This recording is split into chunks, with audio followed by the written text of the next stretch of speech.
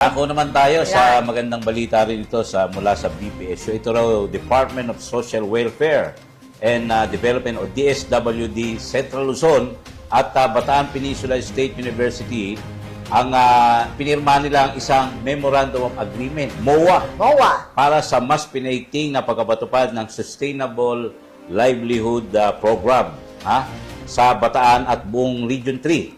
Layunin ng kasunduan na magbigay ng teknikal na tulong at pagsasanay sa kabuhayan upang matulungan ang mga komunidad na makaahon sa kahirapan, lalo na ngayon. Yes, oo. Yung mga napipinto kung magtutuloy-tuloy yung gera sa Middle East. Naku.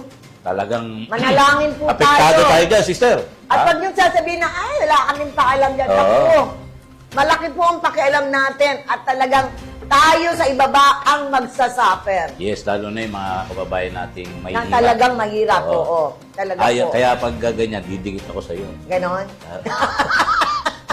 Mayaman to eh.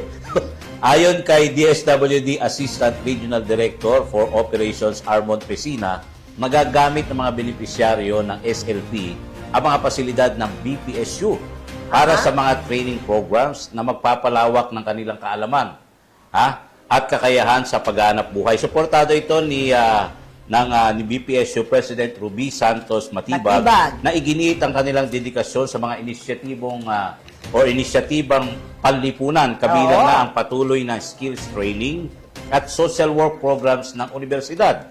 Sa pamamagitan ng nasabing kolaborasyon, umaasa ang dalawang institusyon na mas maraming oportunidad ang maibibigay sa mga sektor na nasa laylayan ng lipunan.